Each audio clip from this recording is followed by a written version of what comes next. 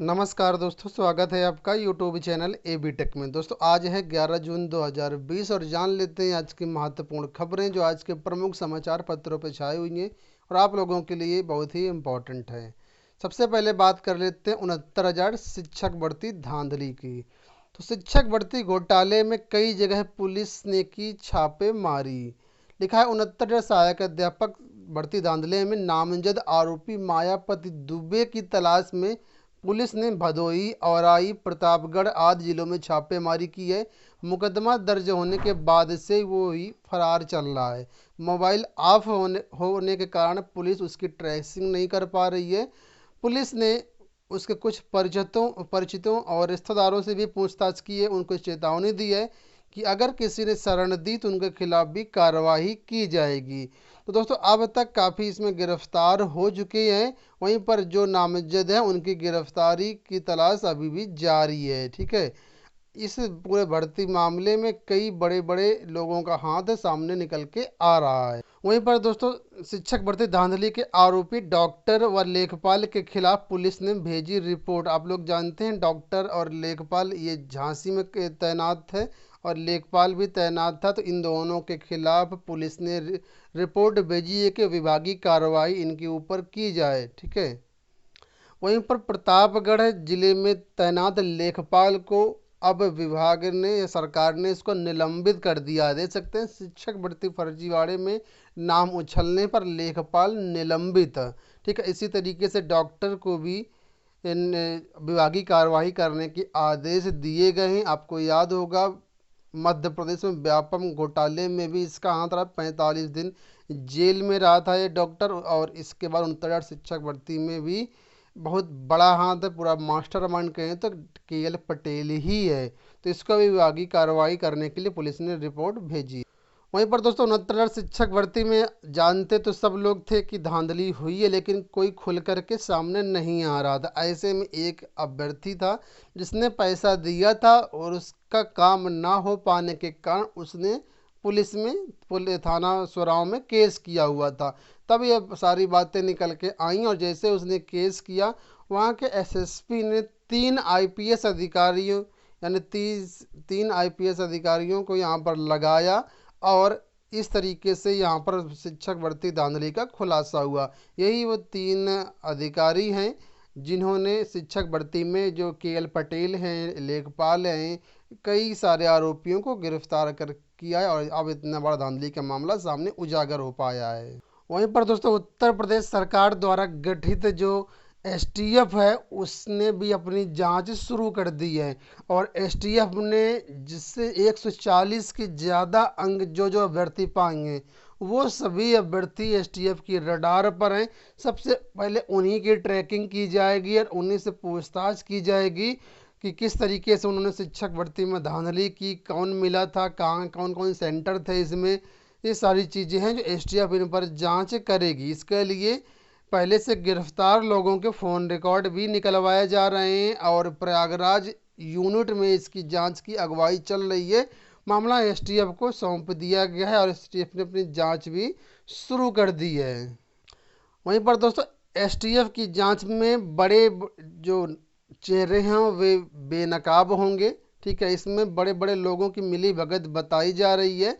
हालांकि इसमें जो अभी प्रमुख रूप से शक है, जिनका आरोप है, वो कुछ ये व्यक्ति हैं जैसे शिक्षा माफिया, स्कूल प्रबंधक, सालवर की गिरफ्तारी, इन सब की होना बाकी है।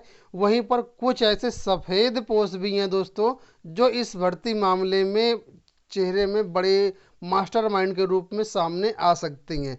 आपको याद होगा कल भारत समाचार टीवी चैनल ने भी इस बात का खुलासा किया था कि बड़े बड़े बेनकाब हैं, बड़े बड़े इसमें पॉलिटिशियन इसमें भी शामिल हो सकते हैं। भारत समाचार ने कल खुलासा किया था कि जब जिस कंपनी को ठेका मिला था पेपर बंटवाने का, ओएमआर शीट स्कैन करने का, उसकी जानकारी सिर्फ 4 लोगों को ही थी और भारत समाचार का ये दावा है कि 4 ये जो लोग हैं उनको इनके पास सारी डिटेल्स है और समय आने पर इस चीज़ का खुलासा करेगा भारत समाचार। अगर आपने वो वीडियो नहीं देखा है तो आई बटन पर आपको डिस्क्रिप्शन में लिंक मिल जाएगा, उसको आप लोग ज़रूर देखिएगा। कल शाम को ही रात में मैंने उसको अपलोड किया था। उधर छात्र हर हाल में भर्ती की सीबीआई जांच कराने के लिए धरना प्रदर्शन कर रहे हैं। और ये कल न्याय मोर्चा के कुछ अभ्यर्थी थे, कुछ सदस्य थे जो धरना प्रदर्शन करने गए थे, लेकिन उनको पहले ही रोक दिया गया और इनसे ज्ञापन ले लिया गया और इनको धरना प्रदर्शन नहीं करने दिया गया। ठीक है, इनकी मांग है कि भर्ती में सीबीआई जांच ही हो और कोई इसमें उपाय नहीं है।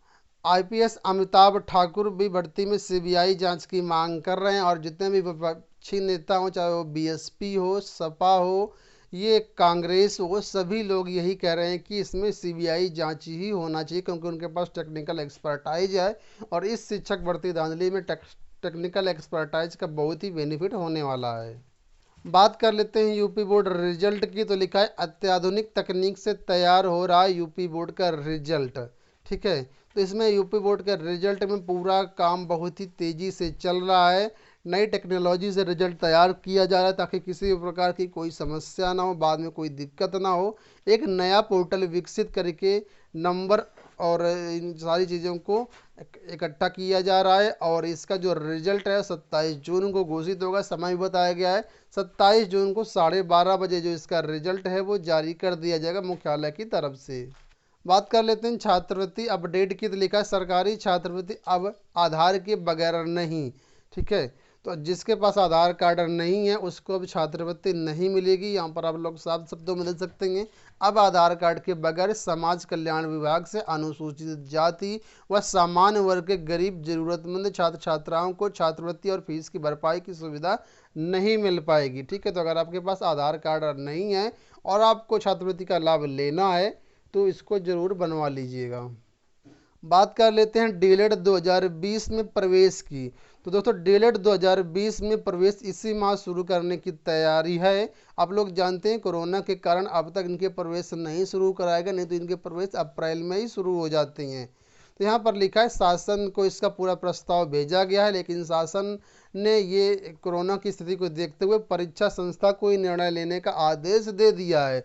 और परीक्षा न्याय प्राधिकारी कार्यालय से बताया गया कि 20 जून तक स्थितियों का देख रहे हैं कि किस तरीके से देश में स्थितियां हो रही, कोरोना किस तरीके से रिएक्ट कर रहा है और उसके बाद इसका पूरा कार्यक्रम जारी किया जाएगा। ठीक है, तो इसी माह फिलहाल प्रवेश शुरू हो जाएंगे डीएलएड 2020 में। तो जो भी लोग इंटरेस्टेड हैं, जैसे ही अपडेट आएगी इसमें, जैसे ही इसके आवेदन शुरू होंगे आपको इसी चैनल पर सारी अपडेट दी जाएगी। आप लोग चैनल के साथ जुड़े रहिएगा। बात कर लेते हैं टीजीटी पीजीटी की। तो यहाँ पर अपडेट है टीजीटी पीजीटी 2013 की, जो अभी वेटिंग लिस्ट से जो अभ्यर्थियों की काउंसलिंग हुई थी फरवरी में, अवशेष पैनल वाले अभ्यर्थियों की, उनकी जो नियुक्ति है वो जल्द की जाएगी। लिखा है प्रदेश के शासकीय सहायता प्राप्त माध्यमिक कॉलेजों में वर्ष 2013 प्रशिक्षित स्नातक शिक्षक पद पर चयन के लिए प्रतीक्षा सूची के अभ्यर्थियों की काउंसलिंग फरवरी में हो चुकी है। इन दिनों अभ्यर्थियों के कॉलेजों का नियुक्ति का अवसर दिया गया है। यह प्रक्रिया चल रही है और बताया गया है कि इनको नियुक्ति पत्र जल्द वितरित किया जाएगा। वहीं पर दोस्तों माध्यमिक शिक्षा सेवा चयन बोर्ड के ऊपर एक जो सचिव हैं इनके माध्यमिक शिक्षा के, उनके ऊपर एक अवमानना नोटिस जारी हुई है। ये अवमानना नोटिस जारी हुई सैलरी के मामले में। ठीक है, तो यहाँ पर क्या अपडेट है तो देख लीजिए। मामला है रेवती इंटर कॉलेज बलिया से जुड़े बाबू पद पर एक मतलब नौकरी कर रहे थे, तो वहाँ पर इनको सैलरी नहीं दी जा रही थी, तो कुछ समस्या थी, तो उसको लेकर के इन्होंने केस किया था और यहाँ पर केस से उनके पक्ष में सैलरी देने का आदेश भी जारी हो गया था। लेकिन तब भी जो माध्यमिक शिक्षा सचिव हैं उन्होंने इस पर कोई भी ध्यान नहीं दिया, इसलिए इनके ऊपर अवमानना नोटिस जारी हुई है और 13 जुलाई को इस मामले में स्पष्टीकरण मांगा गया है। ठीक है, तो ये तो काम है माध्यमिक शिक्षा सेवा चयन बोर्ड का। इसी तरीके से हीला हवाली माध्यमिक शिक्षा विभाग भी करता है और चयन बोर्ड भी करता है। बात कर लेते हैं यूपी पीएससी की। तो आप लोग जानते हैं उत्तर प्रदेश लोक सेवा आयोग की विभिन्न परीक्षाओं की जो परीक्षा तिथियां वो जारी कर दी गई, लेकिन आयोग के सामने परीक्षा कराने की बड़ी चुनौती है, क्योंकि कोरोना कि स्थिति एक ऐसी है जो नियंत्रण में नहीं आ रही है। डेली केस बढ़ते जा रहे हैं। जो भी परीक्षाएं होंगी वो सोशल डिस्टेंसिंग के थ्रू करानी पड़ेगी। सभी अभ्यर्थियों को मास्क लगाना पड़ेगा। 2 गज की शारीरिक दूरी जरूरी है। भीड़ एकत्र नहीं करने का निर्देश दिया गया है। ऐसे में यूपीपीएससी ने जुलाई से जो प्रतियोगी परीक्षाएं कराने का निर्णय लिया है वो किस प्रकार होंगे, इसको लेकर के बड़ी चुनौती है लोक सेवा आयोग के सामने। वहीं पर दोस्तों उत्तर प्रदेश में स्कूल कॉलेज खोलने के लिए जितने भी कॉलेज हैं उन्होंने मुख्यमंत्री को एक ज्ञापन भेजा है कि इस तरह से क्या स्कूल खोले जा सकते हैं। तो निजी स्कूल संगठन के प्रस्तावित कार्यक्रम के तहत 20 जुलाई से सीनियर कक्षाएं शुरू करने की तैयारी है। इसके अलावा 3 अगस्त से जूनियर कक्षाएं, 10 अगस्त से प्राइमरी की कक्षाएं और 24 अगस्त से प्री प्राइमरी की कक्षाएं संचालित करने का प्रस्ताव जो है मुख्यमंत्री को भेजा गया। प्रस्ताव में हरी झंडी मिलने के बाद ही ये कक्षाएं शुरू हो पाएंगी। और अंत में बात कर लेते हैं एक 69 शिक्षक भर्ती समय एक और अपडेट के लिखा है ऑनलाइन परीक्षा से नकल पर लगाई जा सकती है रोक। आप लोग जानते हैं बहुत सी परीक्षाएं अब ऑनलाइन कर दी गई। ऑनलाइन परीक्षाओं में इस तरीके से भर्ती धांधली होता है जहाँ पर परीक्षा सेंटर में नकल करवाई जाती है। कई सारी चीज़ें होती है, इसमें काफ़ी राहत मिलती है। हालांकि 99% ये सही है ऑनलाइन परीक्षा, 1% में इसमें भी कहीं ना कहीं खामियां देखने को मिलती हैं। तो इसलिए लिखा है 69,000 शिक्षक भर्ती में भी अगर ऑनलाइन परीक्षा दोबारा से करवाई जाए तो इसको काफ़ी हद तक भ्रष्टाचार को रोका जा सकता है।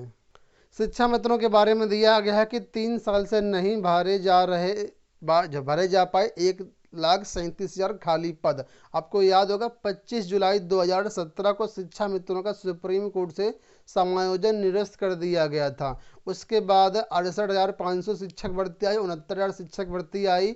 अभी तक ना तो 68,500 पूरी हो पाई है और ना ही 69,000 शिक्षक भर्ती पूरी हो पाई है। 68,500 में करीब 21-22 हज़ार पद खाली बताए जा रहे हैं, लेकिन सरकार इन पदों को 69,000 शिक्षक भर्ती में जोड़ने को तैयार नहीं है।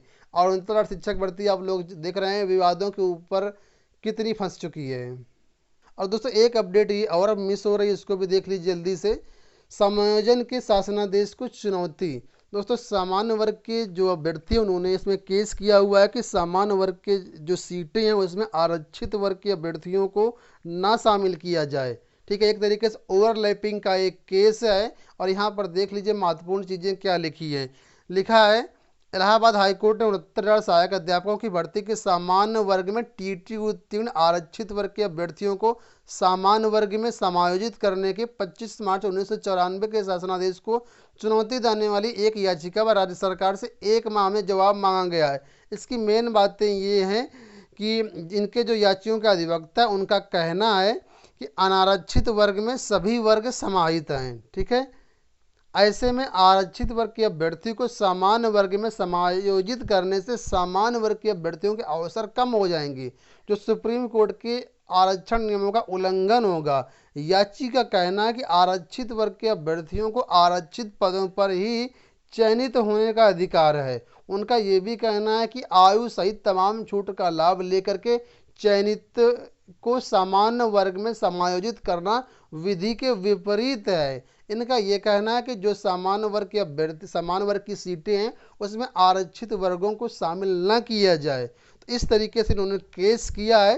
तो फिलहाल इसमें राज्य सरकार से 1 माह में जवाब मांगा गया। ये दोस्तों आज की हो गई महत्वपूर्ण अपडेट। आशा करते हैं वीडियो पसंद आया होगा। वीडियो को लाइक और शेयर कर दीजिएगा। धन्यवाद।